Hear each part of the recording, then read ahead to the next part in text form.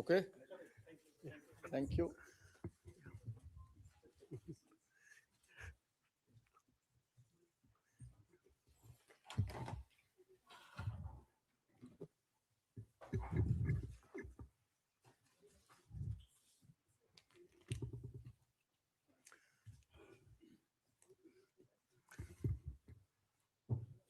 So welcome, all of you. Namaskar, welcome. So, with your permission, You can shall we start. start? Yes, sir. Yeah. Good afternoon, everyone. Welcome to this post-policy press conference, sixth for the financial year 2025-26. We have with us Governor, Reserve Bank of India, Shri Sanjay Malhotra, along with Deputy Governors, Shri T. Ravisankar, Shri Swaminathan J, Dr. Poonam Gupta, and Shri Shirish Chandra Murmu.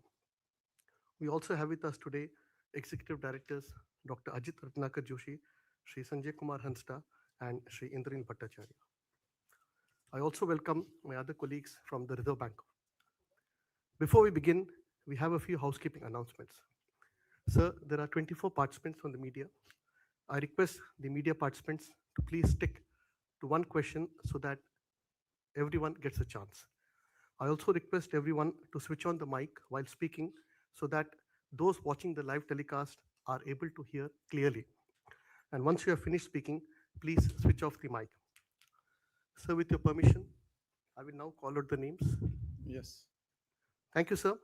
I will request Ms. Latha Venkatesh from CNBC TV 18 to please ask the first question. Over to you. Thank you, Mr. Bridge, and thank you, Governor, for the opportunity. Well, the worry is not so much with inflation and GDP, with the numbers in transition. The worry is with the way in which near-term call rate and repo rate have fallen. Call rate and trips rate have fallen way below the repo rate. I mean, they're almost a percentage point between 4 quarter and 475 actually. So, what's the thinking behind allowing that kind of a fall? Before on the 1st of February, the question we would have wanted to ask you is how will you manage this large borrowing program? The market was rightly worried and yields shot up. So, that question as well.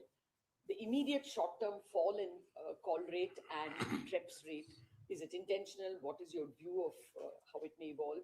And separately, this medium term, how are you going to help it? Will it be OMO in liquids?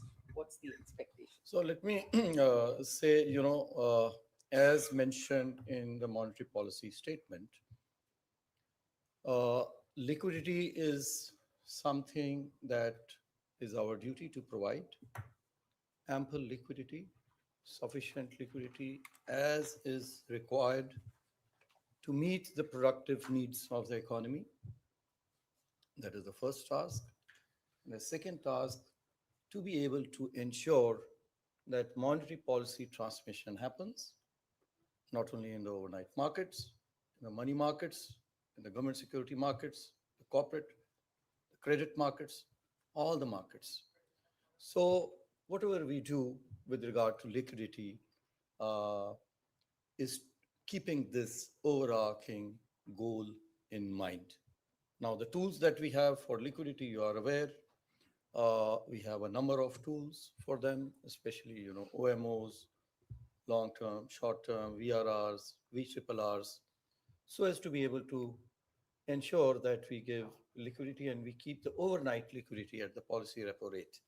That is the immediate target, to keep it over there, and then hope that this will transmit into all other markets. The transmission, you are aware, has been quite good, especially till December in all markets. After December, there was slight hardening, as I've mentioned. There was some hardening in the money markets, but overall, transmission has been excellent. We will continue, as I mentioned in my statement, that we will continue to provide liquidity proactively and preemptively. Uh, this is not something that the exact details is not something that we always or by rule mention in the policy statement or only in the policy statement.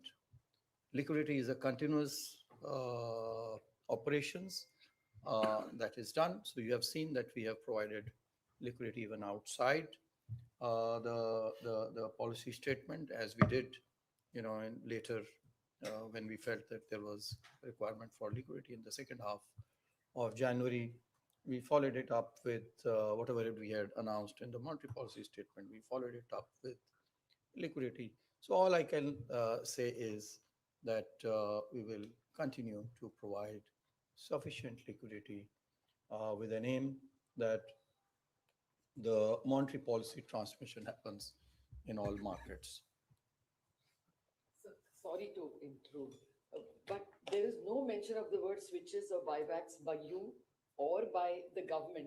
So the market is worried in the medium term. Right now, it is a little stupid to ask about law. The liquidity is so plentiful now. But in the medium term, do these things still? I mean, is Are there you a are you place? referring to the government? See, the government program. I think again, we have been looking at the gross numbers, which I don't think really, is the correct way to look at it.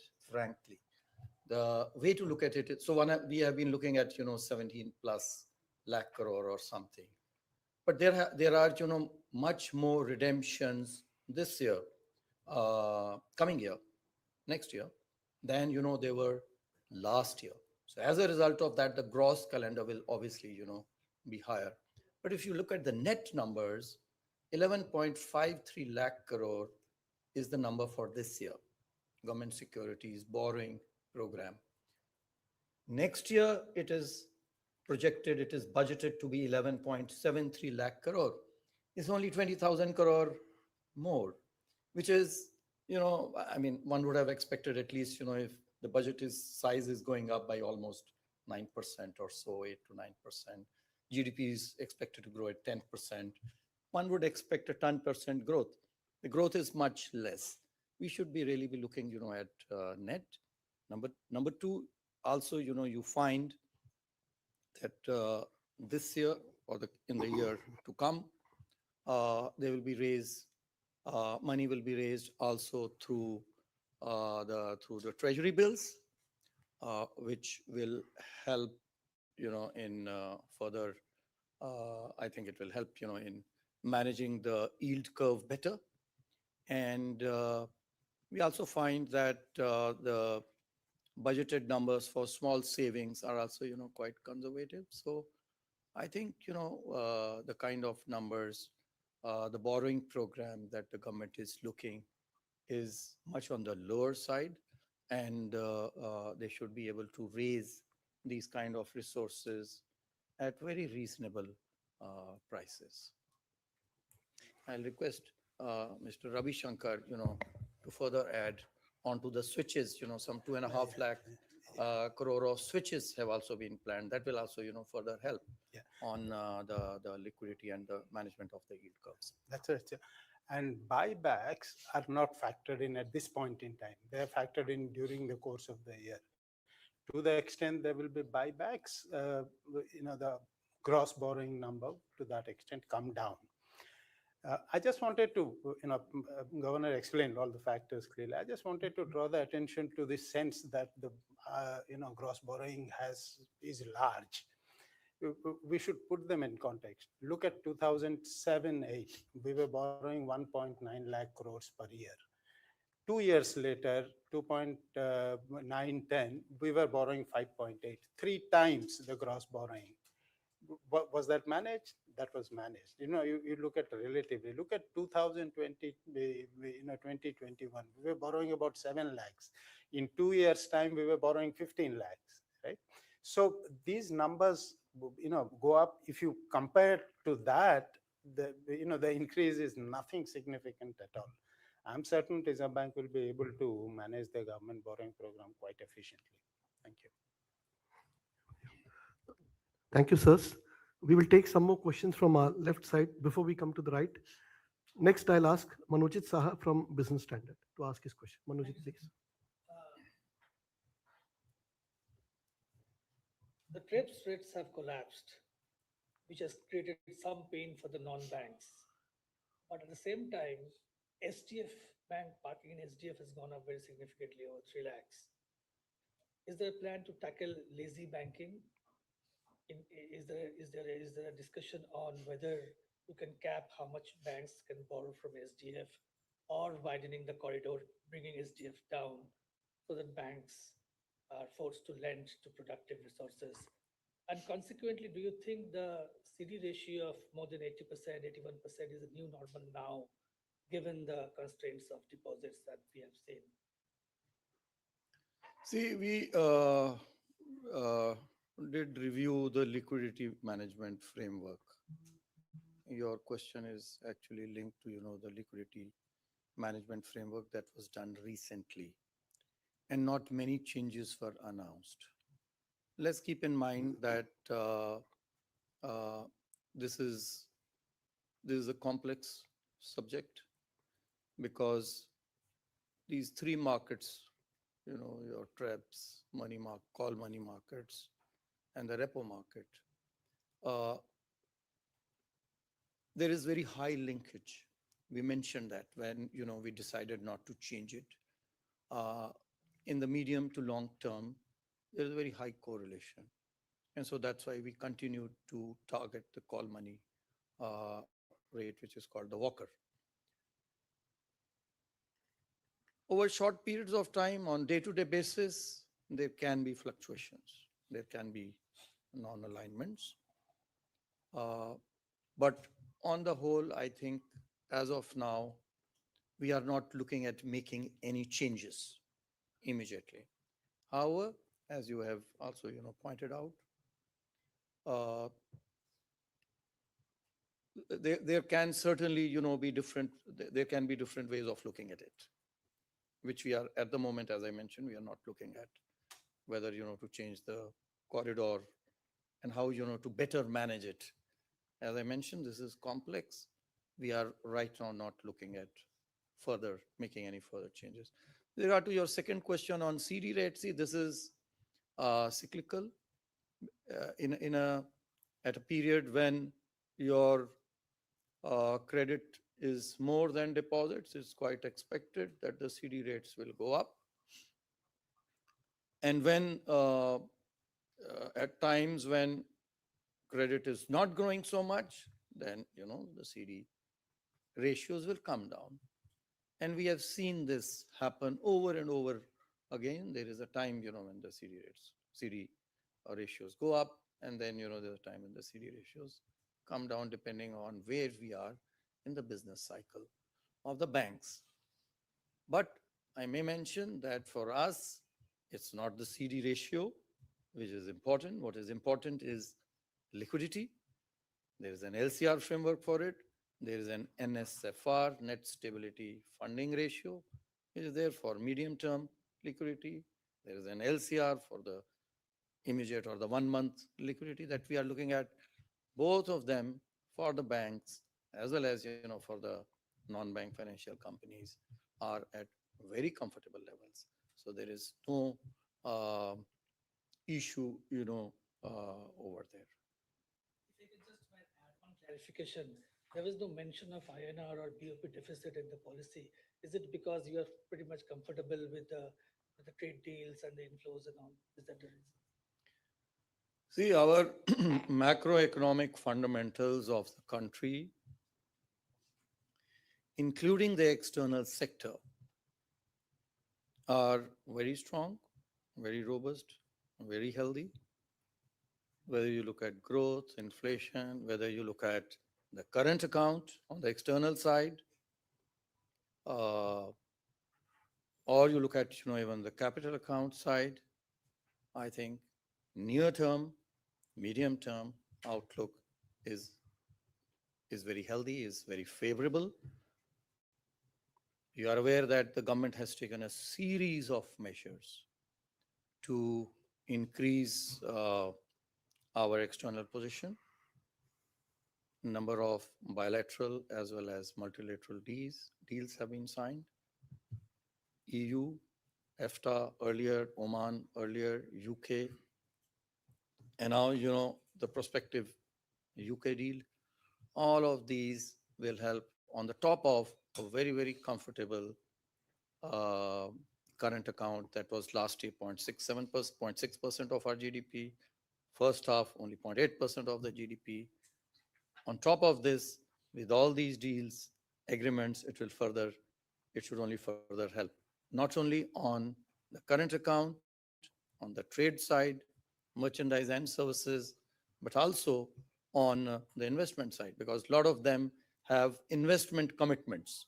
Like, for example, EFTA, I think, had $100 billion. New Zealand had $20 billion. On top of that, even on the investment side, the government has been very proactive. It has taken a number of measures. See, these are things, first of all, let's keep in mind, these are in the domain of the government. These are not, in our domain. These are in the domain of the government. The regulators are there primarily to facilitate whatever economic activity is going to happen, whether it is domestically or whether it is in the external sector. But I want to remind everyone that the government has been very proactive, both on current account as well as capital account. Latest example, on capital account being opening up of the insurance sector to 100% FDI. That will help. This year, we have witnessed record deals in the banking space and the NBFC space, about $15 billion, of announcements or FDI, already that has come in. And then a number of other measures that now the government is taking. I was very happy to see in the budget the tax holiday, for example, for data centers. That should bring in a lot of investments in our country. Safe harbor rules were in the works for some time. The safe harbor rules now for IT, I would like to draw attention to all of you and to your viewers. I think this has not perhaps gained, the attention that it deserves.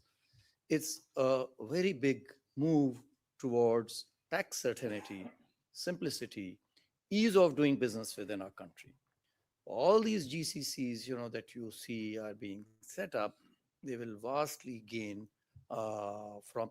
And these are only some of the measures, that I have mentioned to you. In the near term, in the medium term, we are, as mentioned, even in the monetary policy statement, we are very confident of meeting our external sector responsibilities, whether it is on the current account. You're aware, 11 months, we mentioned 11 months of imports. That is imports. If you look at deficit, it is, my DG tells me, one should be looking at the deficits. Deficit is, if it is $10-20 billion, let us say, so, we have sufficient reserves for many decades, not, 11 months of import, but many decades of deficit. Similarly, our short-term borrowings, debt, twice the reserves of our short-term borrowings, twice. So on the external side, we are very comfortable, and I did make a mention of that in my monetary policy statement. Thank you. Thank you, sir. I will request Ankur Mishra of ET Now to ask his question. Ankur, please. Thank you, Bridgie, and good afternoon, Governor. I want your attention towards the inflation growth dynamics. On one hand, when you're talking about growth, you have revised your guidance upwards, and you mentioned about the deals as well, which augurs well. But on the inflation front, you are inching over 4% in the next 2 quarters. But you have also given a caveat that precious metals is accounted for that. So in that scenario, last time when you mentioned the same thing, you used about Goldilocks, the sweet spot scenario. Are we still in the sweet spot, or you think the situation is slightly different?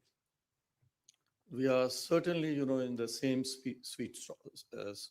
sweet spot, maybe even better, because growth is looking up. Growth is looking even better, and inflation is the same.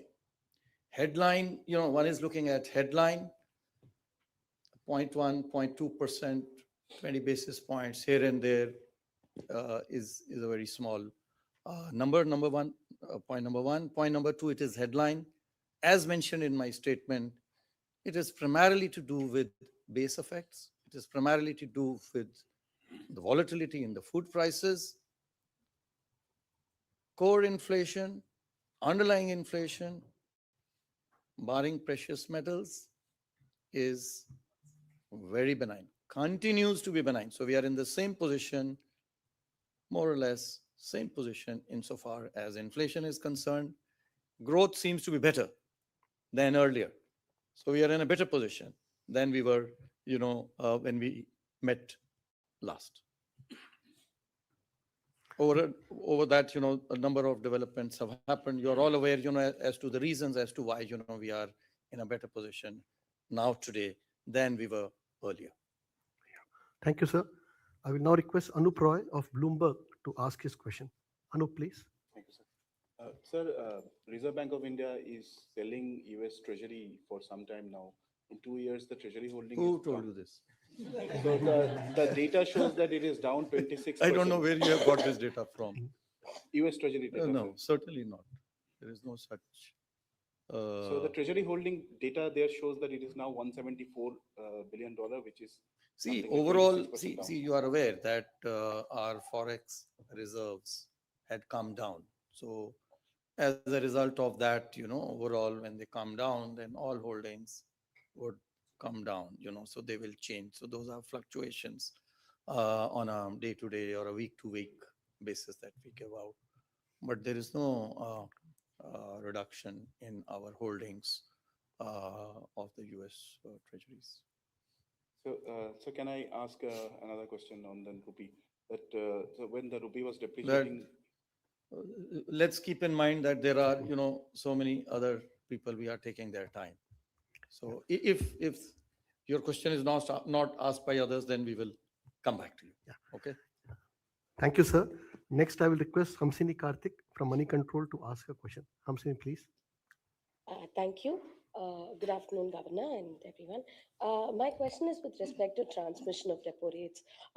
It seems to be that bank lending transmission has happened much more effectively versus on deposits. I agree on deposits we've had transmission, but much of the transmission is at the lower end of deposits. The middle segment, which actually matters to the retail depositors, is continuing to remain high. And as an allied, we also saw CD of India's largest bank being raised at 6%.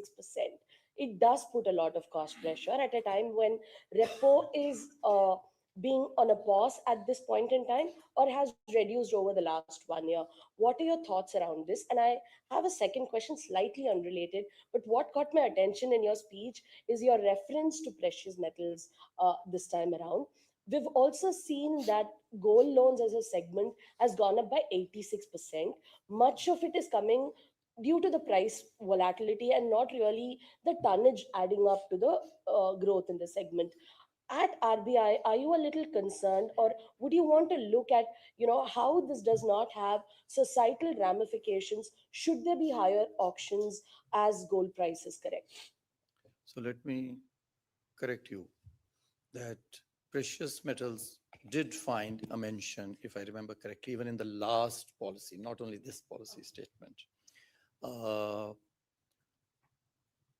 But on the gold loans, we are very comfortable. There is no, we have been reviewing all the portfolios, whether it is gold loans, whether it is MSMEs, whether it is personal loans, all categories, they show good asset quality, low slippages, and no cause for any concern. The LTV ratios for the gold loans are quite low, although we have a higher limit going up to even 85%, 70 to 85%, depending on the amount of loan. But the LTV ratios being maintained by the banks as well as the NBFCs are on the lower side.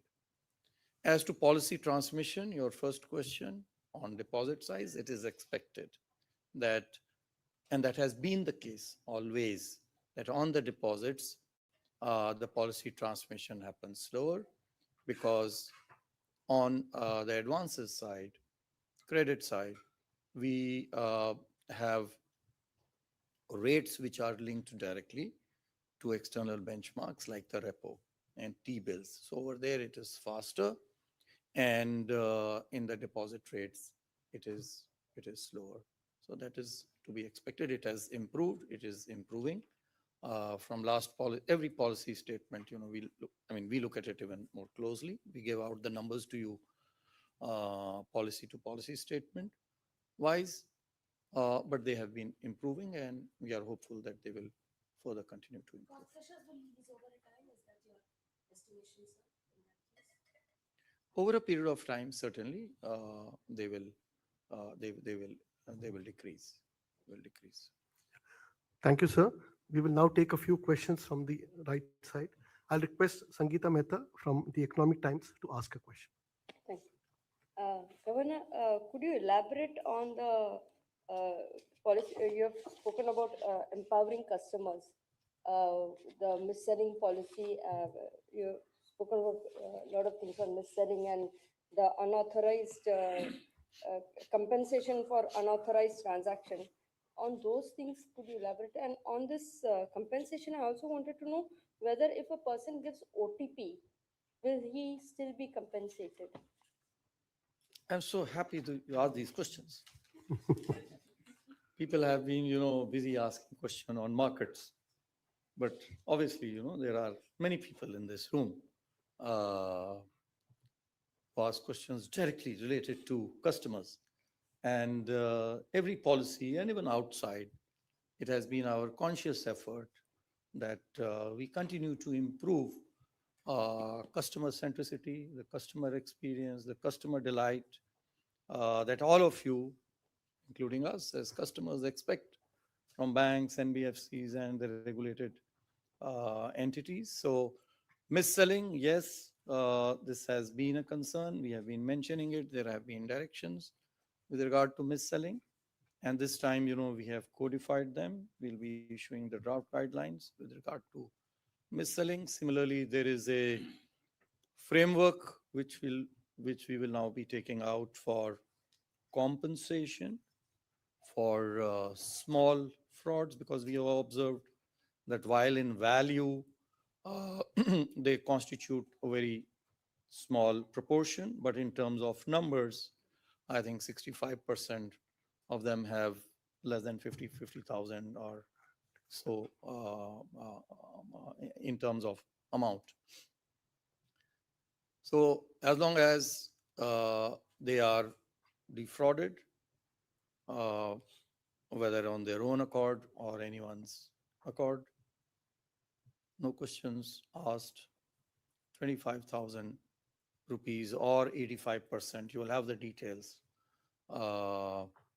very shortly, which will be there. It's a draft, and we will compensate them as long as it is unintended and they have lost that money. Would you like to, Shirish, would you like to bring in more details? Like Governor said, this guideline will come out soon. Basically, both in terms of your question about mis-selling, emphasis is on product suitability, customer appropriateness, and also consent. These are the pillars on which we are will be giving the detailed guidelines. And as far as compensation, which is first time we are proposing the guideline, 25,000 is the limit. Of course, there will be some rules, and it will be one time. Detail will be out very soon. So, will the customer be compensated if OTP is given? That is very something. Okay. Thank you. If he loses the money, no questions asked. As long as he has lost the money, making checks that it's not kind of malafide. It's not kind of malafide. So there are checks in the system to ensure that. That's why we have kept the amount very small. There is skin in the game for the customer, 15%. There is skin in the game for the banks, 15%. And the remaining amount we propose that we will provide from the Reserve Bank, and the amount is very small. We will see, how it goes. But for the small customers, for whom this actually means a lot, this is a way of providing some immediate relief, some immediate solace. Yeah, thank you, sirs. I'll now request Alexander Matthew of NDTV Profit to ask his question. Alexander, please. Good afternoon, Governor. Good afternoon, everybody else. You've covered quite a bit of ground. Let me ask you about what you said on credit growth. And you spoke about system-wide closer to 14%, and you said several pockets are seeing growth. My question to you is allied with what some of my peers have already asked. One would assume that the trajectory would increase heading into the new year as the impetus to growth increases. But is there going to be a curtailing of the extent to which it can grow by the fact that the CD ratios remain high? Have you factored that in? And there's an argument that has also been made that a large part of this spurt in credit growth we've seen in the recent past is gold loan linked. Is that something that you have witnessed? And also, if you can comment on why you considered the measure that you did on REITs and MSMEs at this point, and maybe give us a little more detail on that. So, the first question I'll leave, to DG, because whatever I had to say, on credit growth, I already mentioned. I'll ask, DG Swaminathan to maybe add, a little bit more flavor to the credit growth. And the gold loans, of course, which have witnessed huge growth rates to the extent of about 200% or so. Your second question, let me, touch base on that, which is on MSMEs. So MSMEs are, the growth engines. They are an very important component of our economy, especially from the point of view of generating employment. And so this limit of 10 lakh rupees has been there for quite some time. I think 2010 or so, 2010 is this limit. So it's basically, indexing for inflation. That's what it is, from 10 lakh to 20 lakh rupees. The second one is on REITs. Again, we had already allowed lending to InvITs. And so now, we are in the same vein, allowing lending even for REITs. This will further help the real estate sector. Swaminathan. So on credit growth, of course, as you mentioned, overall it is 14% year-on-year, but there are different components as you look at it. Agriculture has grown at about December data at 12%, industry has grown at 13%, personal loans have grown slightly upwards of 14%. So it's more secular. It is not that any one particular segment has contributed less or more. Gold loan as a proportion to the total lending book is something that we will have to see. The percentages can be misleading. And that increase is not something which is unexpected, because primarily in the previous years, the unsecured personal loans had a major role in terms of contributing to the overall growth. When banks move more towards safety, when there are higher slippages seen in certain segments like MFI or personal loans which are unsecured, collateralized loans will see a pickup.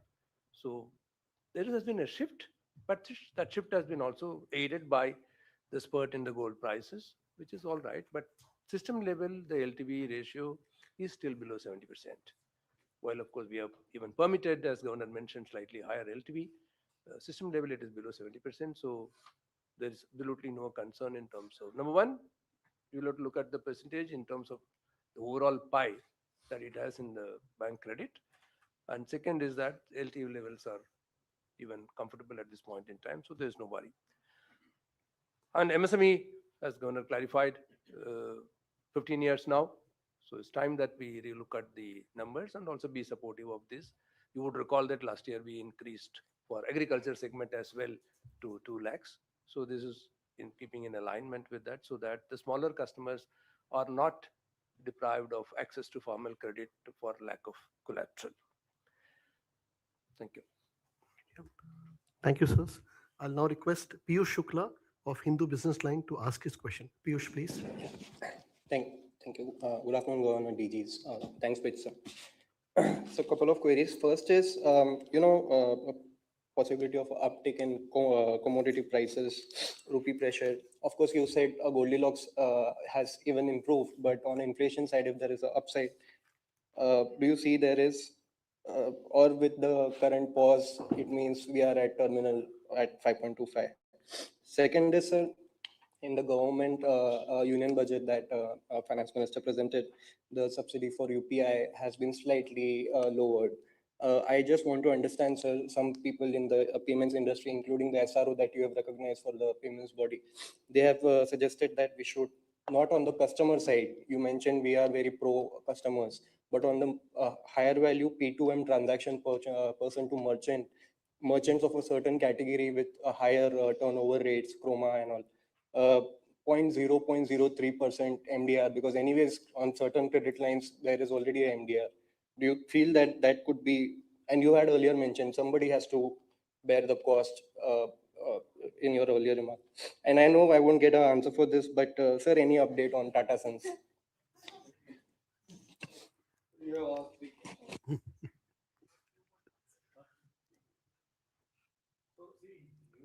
I mean, I was only stating the obvious that someone has to pay for the cost, right? Having said that, see, it is in the domain of the government now. And I'm very sure that we will certainly be able to find out a way of not only sustaining, but improving this very important payment infrastructure, which is so very unique in our country in the years to come, and even further improve it. So there should not be any concern, especially from the customer's point of view. Similarly, all the stakeholders, there should not be any concern. I think we'll be able to find a sustainable way of sustaining this and improving it going forward. See, this is a question for the MPC to answer as to how we, as I mentioned, we will continue to be data dependent, and we are at a neutral phase, other than one member who voted, who not voted because we don't vote, but who wanted to change the stance from neutral to accommodative. All others are at neutral, which means that given the state of economy that is today and that we foresee going down ahead over 9-month period, 1-year period, this is the rate that we expect it to be there. I may mention, however, that as already mentioned even in my policy statement, that we are in a good spot, earlier mentioned as Goldilocks. Inflation, especially your underlying inflation, is low. It's much lower. Even our forecast going ahead is much lower. The target headline, of course, can go up and down. As mentioned, underlying inflation is very, very benign, and so I do expect that the policy rates should continue to be at low levels for a long period of time. Whether they will go down even further, I will leave it for the MPC to decide going forward. Thank you, sir. I will request Mahesh Naik from Financial Express to ask his question. Yeah, Mahesh, thank you, please. sir. Good afternoon, sir. Good afternoon, ma'am. Thank you very much for the opportunity. Just wanted to understand, sir, you spoke about liquidity and supporting liquidity in the system, but to just assess, what would be your assessment on the liquidity, system liquidity? Will you be comfortable between 0.6 to 1% of NDTL? And second, just to ask is, with the trade deal around the corner, do we see a reduction in monetary policy support?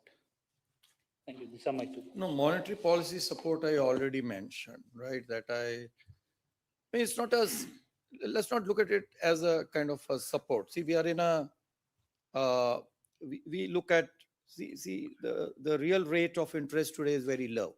Is not, is not very low. If you look at the real rate today, it's still high. So, but going forward, yes, we are in a accommodative phase. We are more or less, at neutral. If you have, because the neutral we say is 1.4 to 1.9. So if inflation going forward is 3.5, 4, we are more or less 3 to 4. 3 to 4 is the range that we have. Then we are more or less neutral or below neutral rates. So that space, that as I mentioned, we continue to be in this space. There is not. We'll take it, policy by policy with regard to this. Thank you, sir. I will request Shweta Roy of the Banker UK FT to ask a question. Shweta, please. Hello, everyone. Thank you so much for the opportunity.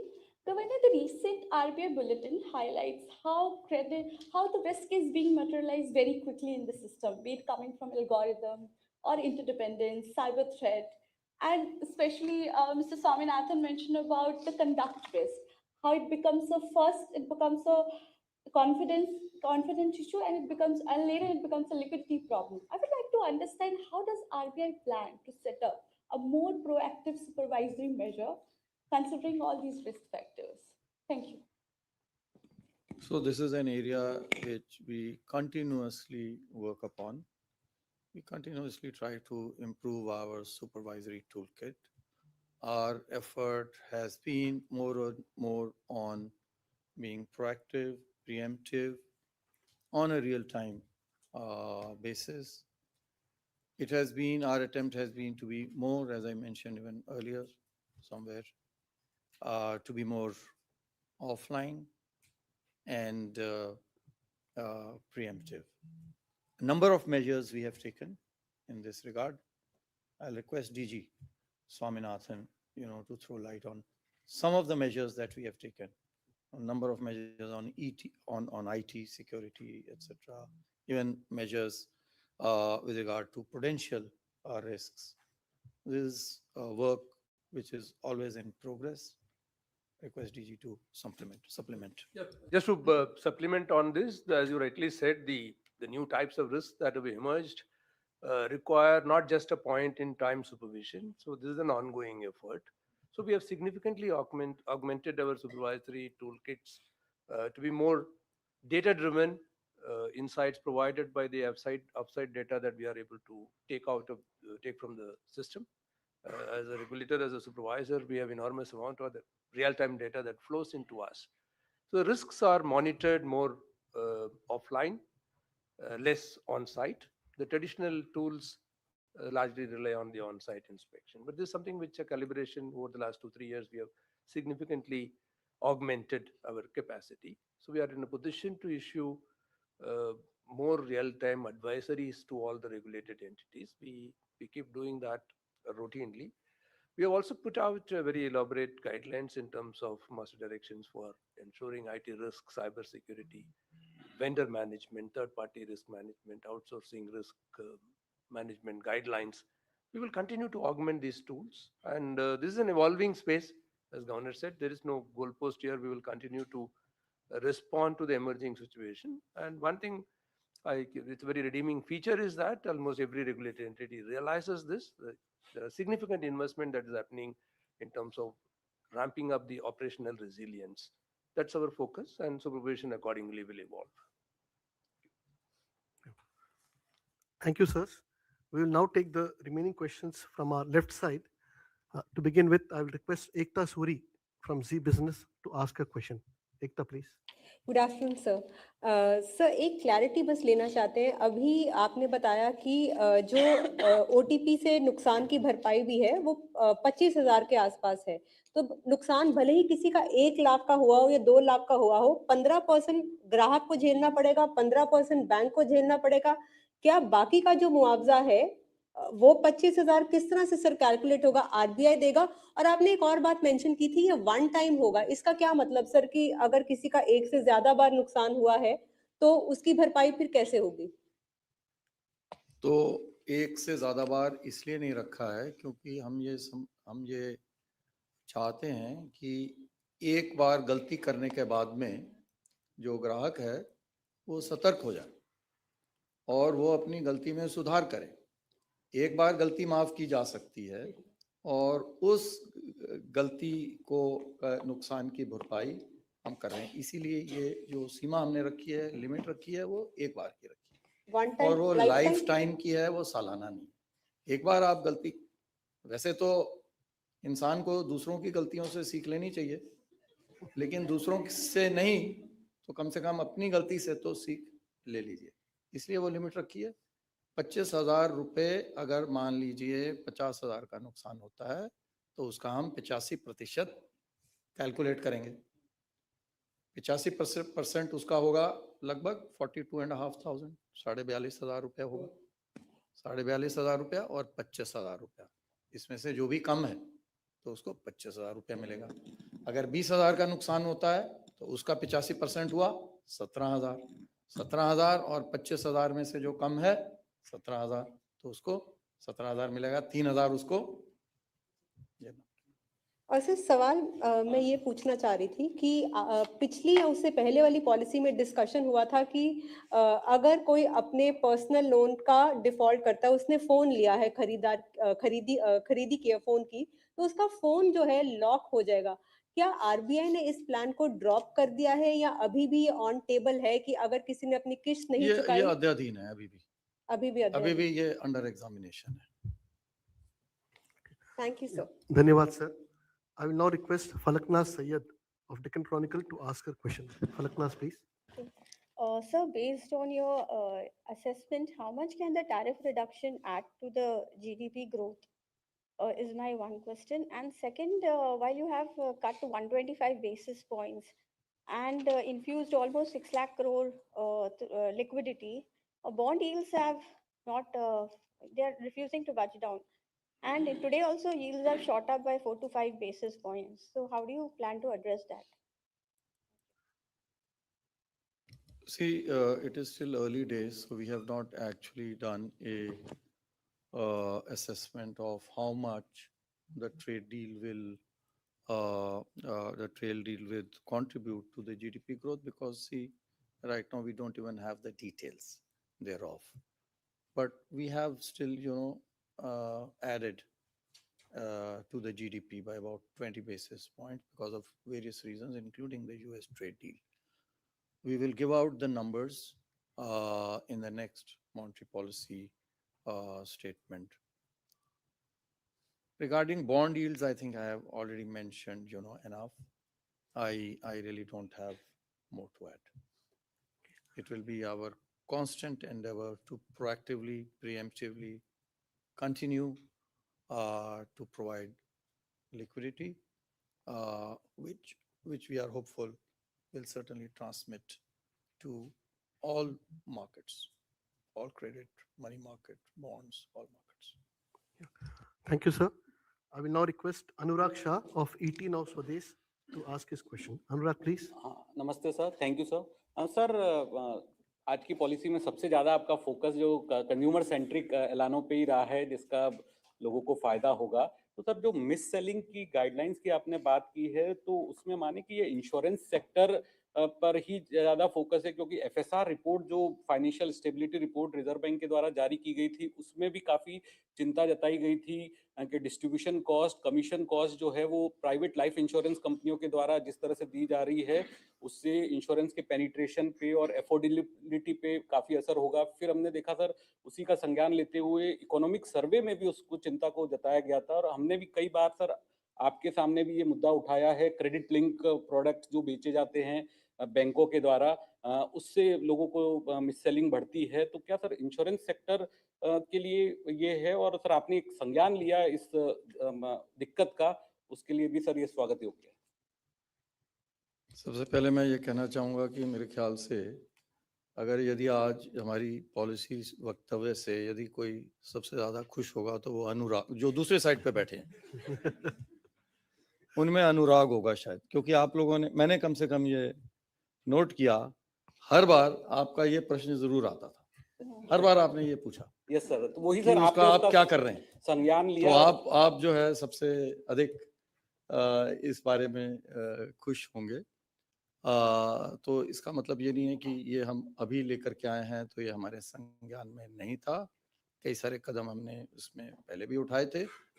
हाँ, जो आप ये बात कह रहे हैं, ये मैं ये कहना चाहूँगा कि हालांकि इस प्रकार की मिस सेलिंग पूरे सिस्टम वाइड में अगर हम देखते हैं तो वो बहुत अधिक नहीं है, वो काफ़ी कम है। लेकिन हमारे लिए एक भी व्यक्ति, प्रत्येक व्यक्ति हमारे लिए इम्पोर्टेंट है, और उसी को ध्यान में रखते हुए हमने, हालांकि प्रतिशत के दृष्टि से, अनुपात की दृष्टि से अधिक नहीं है, लेकिन फिर भी हमारे लिए ये एक कंसर्न है, और उसको हमने इसमें संज्ञान लेते हुए इसमें कई सारे कदम हमने इसमें मिस सेलिंग के लिए हमने इसमें डाले।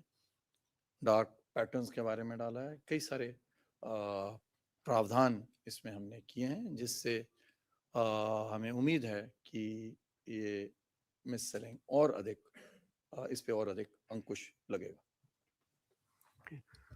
धन्यवाद sir. I will request Hitesh Vyas of Indian Express to ask his question. Hitesh, Hi sir, please. good afternoon. Sir, there is a concern regarding shortage of small denomination currency notes, sir. Is there anything RBI planning to address this issue? See, we are very conscious of whatever are the needs for currency. We provide currency, whether it is short denomination or higher denomination. We provide all currencies. There is a review which we regularly do, and basis that the printing and the management and circulation thereof is ensured. And we will continuously and we'll continue to provide whatever are the currency needs of the country, including small currency notes. You would have noticed that currency in circulation has actually increased quite a lot in the last 1 year, especially over the last 1 month or so. And so it has increased only because, we have provided it. Thank you, sir. I will request Ben Jose of the New Indian Express to ask his question. Ben, please. Good afternoon, sir.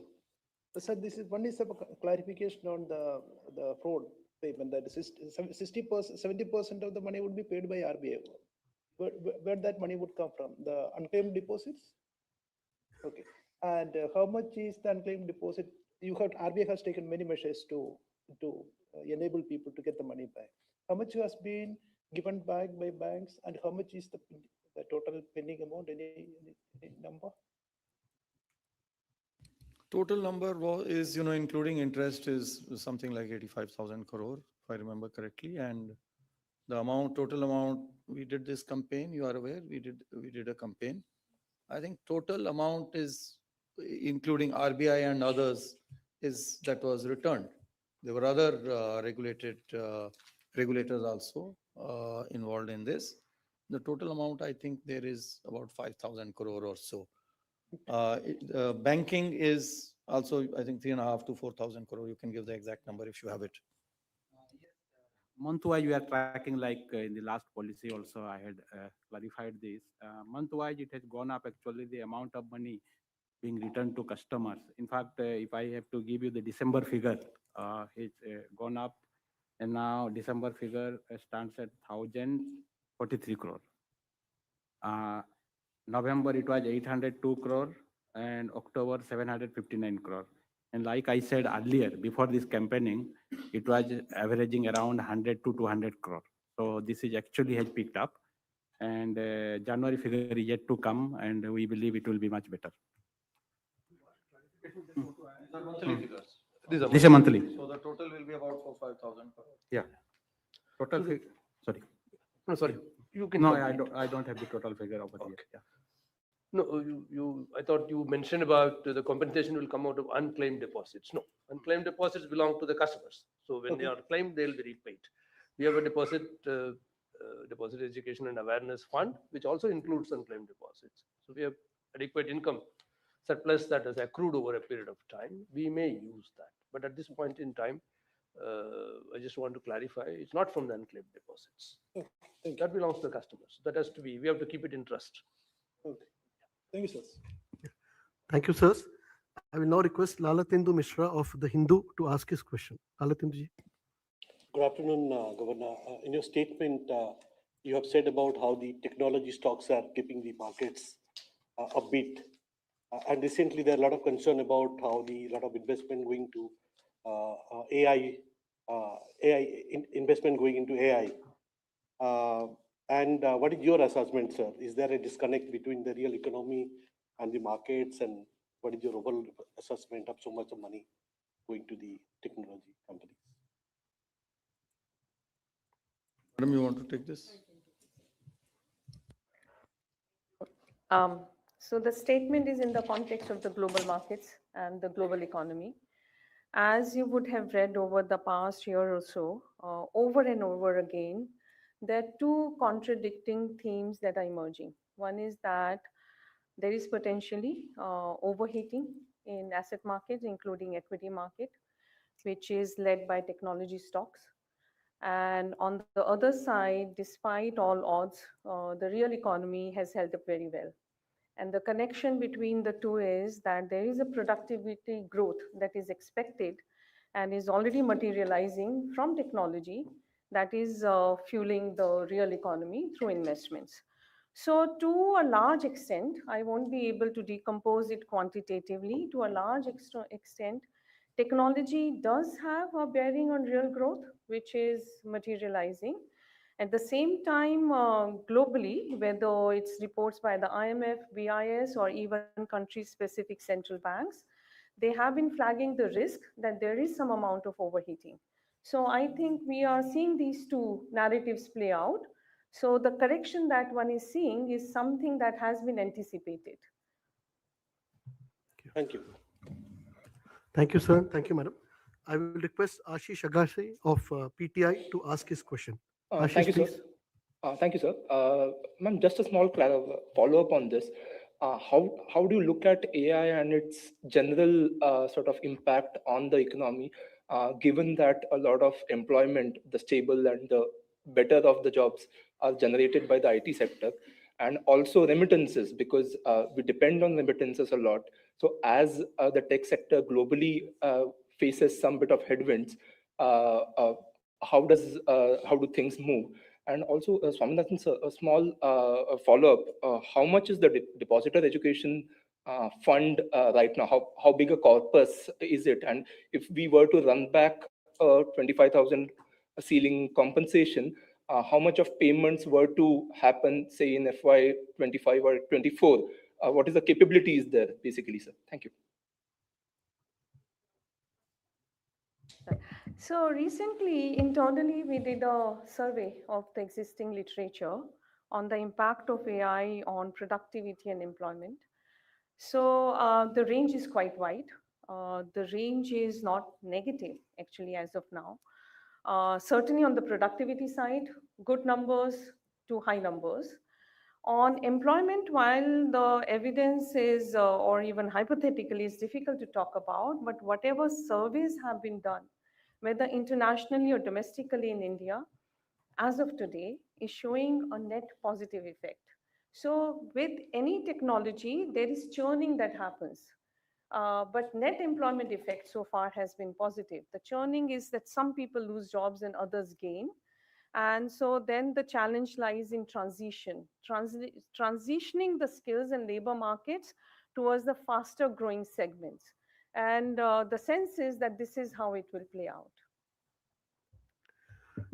On the DA fund, to clarify, as Governor mentioned, it's about 85,000 crore plus of unclaimed deposits, plus the income accrued on it over the period. So the whole thing is kept as DA fund. And on the second part of your question, in terms of what is the estimation, we are at this point in time trying to put a framework, not made any accurate estimates. We would actually want the frauds to come down. We don't want to make an estimate of what we should do. But essentially, more than 2/3 in number is small value frauds, but in value they constitute less than 15%. So it is that particular segment who have unwittingly become victims of such frauds is what we are trying to cover. So financial impact may not be very high, but a large number of customers may be provided some solace. That is the intention with which we are trying to bring this. Thank you, sir, and thank you, madam. Last question from our left side from Shri Jeevan Bhava, sir, of Akashvani. Jeevan, please. नमस्कार sir sir अभी recently जो trade deals हुई है तो उसका हमारे रुपये की रिकवरी पर कितना इम्पैक्ट हम एक्सपेक्ट कर रहे हैं ट्रेड डील्स डील तो देखिए अभी तो हुई नहीं है, अभी तो अनाउंस हुआ है और अनाउंसमेंट के बाद में रुपया आपने देखा है कितना स्ट्रेंथन किया है, करीबन ₹1.5 के करीब $1 के प्रति उतना स्ट्रेंथन हुआ है. अब ट्रेड डील और होगी तो उसके बाद में उसका क्या प्रभाव होता है ये निर्भर करेगा कि ट्रेड डील में क्या उसकी डिटेल्स हैं, उसके ऊपर निर्भर करेगा. Dhanyawad, sir. We will now take the remaining questions from the right side. I'll request Aryan Khanna from Informist Media to ask his question. Aryan, please. Thank you, sir. Good afternoon. So you mentioned that the corporates have upped their loans from banks, and bank credit has been on the uptick.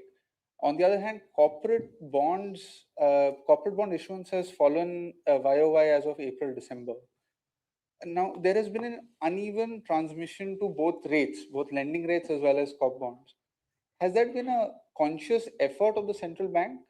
And then in the context of the SEBI and the government also bringing about more changes to deepen corporate bond markets, do you expect this sort of ratio or this change in lending activity to continue going ahead? Thanks. And just one clarification, if I could get it from DG Gupta.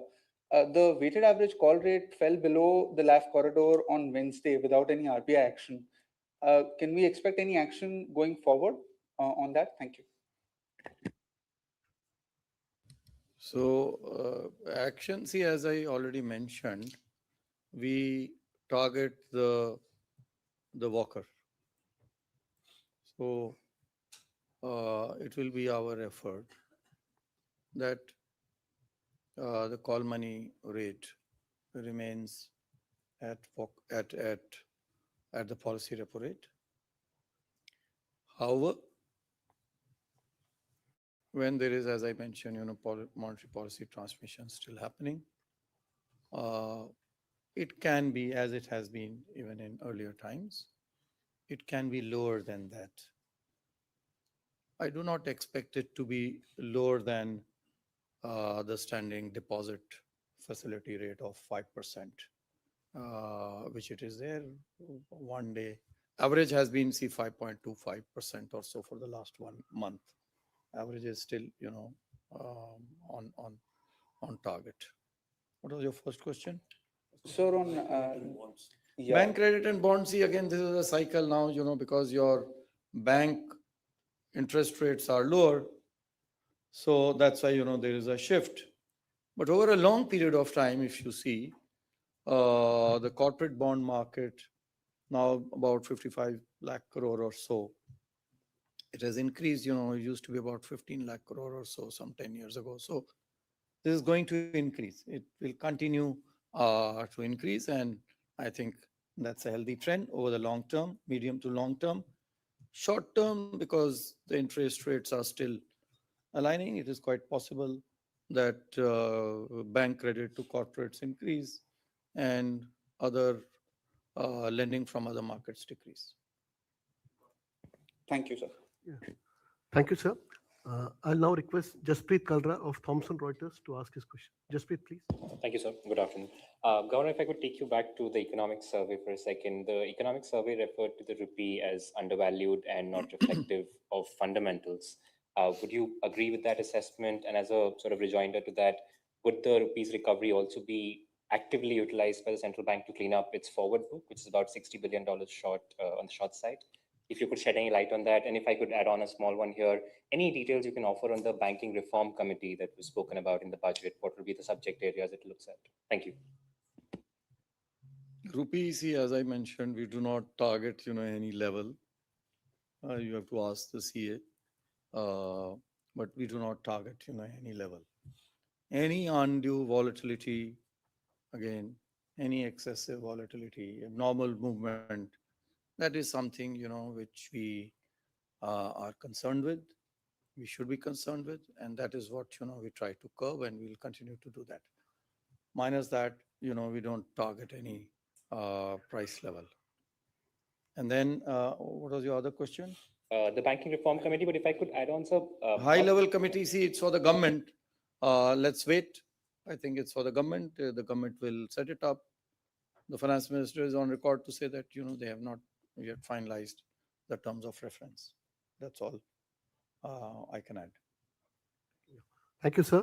I will request Shama Mishra of Doordarshan to ask a question. Shama, please. Namaskar, sir. Sir, you mentioned that these deals, various deals, they will support the exports in the medium term. What, according to you, you think are required, the steps required for sustaining the export growth for a longer period?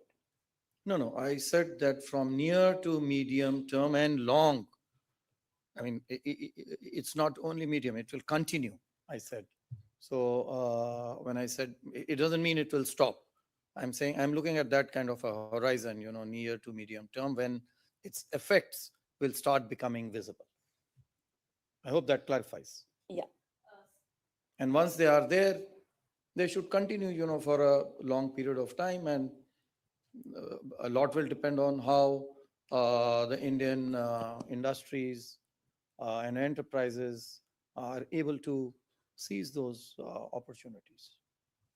Sir, on that, the lagged credit for the senior citizens, can you elaborate on that? Let's wait for the discussion paper. We will have more details. It's only a discussion paper. These are thoughts.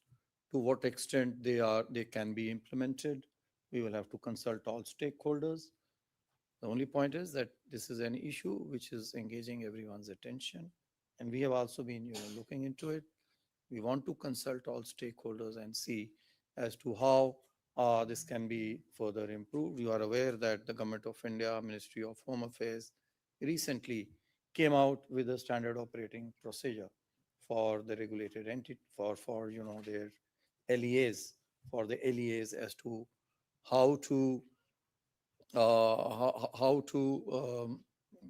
take care, how to respond when such kind of frauds are reported to them. And in same light, we are also we came up with some measures, and we'll also come up with some more additional measures in the discussion paper. Let's wait for it. Thank you, sir. I will now request Anshika Kayastha of Mint to ask a question. Anshika, please. Thank you. Good afternoon, sir. So my question is on agri loans. You've announced the review of the KCC framework today. And in the Q3 earnings, a couple of private banks, the large private banks also mentioned a regulatory misclassification of some amount of agri loans as PSCC, as priority sector loans. Prior to that, even before the gold loan norms, new gold loan norms that have come out, we saw some amount of overzealous lending by PSU banks in agri-linked gold loans for, again, consumption purposes. What I'm trying to understand is whether the RBI has observed or is concerned about a certain level of exploitation, if I may use the word, of agri loans by banks at a system level. And if whether that is one of the reasons that you may want to relook the KCC framework. And a second quick follow-up on the high-level banking committee announced in the budget. Of course, the committee is still to be set up, but would the RBI be in the loop about maybe any problem or focus areas that the government may want to focus on under the committee or may want to look at under the committee? Thank you. You see, on your second question, I don't have anything more to add as to what the terms of reference will be and how the RBI will be involved. It is the government's prerogative, and they will take a call on it. First question on KCC loans, I will ask the Swaminathan, to fill in the details. But as far as I'm concerned, it's not, it's not at a system level. These are issues which keep getting flagged, on a bank-to-bank individual, cases at a system level, there is no cause for concern. I'll ask Right. the Swaminathan to. Just to supplement on that, add. essentially this KCC review is as part of our periodical review of all guidelines. It's almost 5 years now. So there's a periodical review that we have undertaken, and we are also modifying certain contours as regards the crop season, the time allowed per season, and also the overall validity period of the KCC. And this particular revision has got nothing to do with any of the recent incidents that you are alluding to. This is a periodic review. And you will have the details once we put out the guidelines in place. The second, as clarified by Governor, there are in a couple of banks, certain deviations were found in terms of classification of PSL. It is certainly not something which is found on a system-wide basis. These are some outlier classification that we call out, and the banks accordingly do a reclassification. So this is not, you can be rest assured that there is no system level issue, and nor this case's revision is in response to such one-off events. Thank you, sirs. We now come to the last question of the press conference. For this, I will request Saurav Mukherjee of ANI. Saurav, please.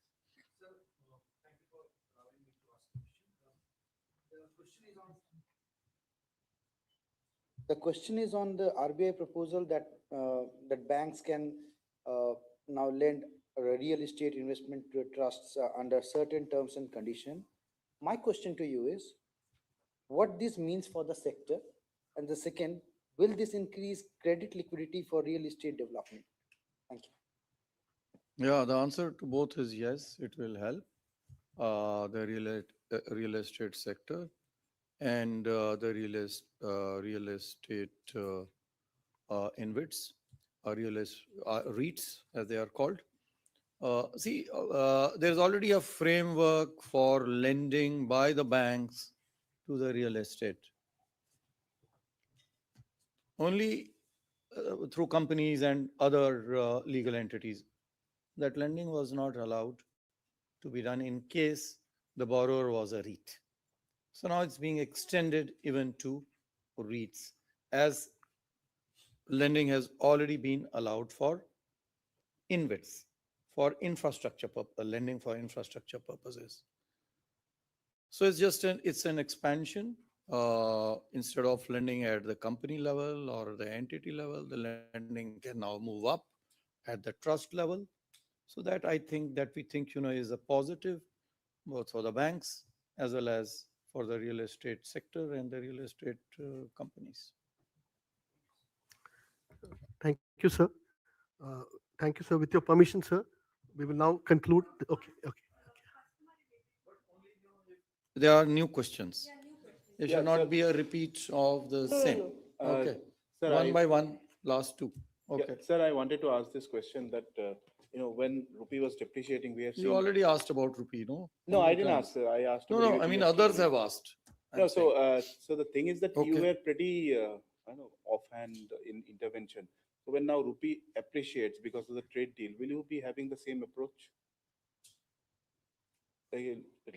Any excessive volatility, if it is there, we don't intervene normally, please. Whether it is a up movement or down, depreciation or appreciation, we don't generally, we stay away. However, it doesn't mean that we will stay away even if there is speculation getting built in. When there is an appreciation of the rupee happening, I don't see as of now, or even going forward, I do not see any kind of a speculative element getting built in. So if it is not there, we'll let the markets play out and see where the rupee is headed, whether it is with respect to the dollar or whether it is with respect to any other currency. Governor, just a... No, she had.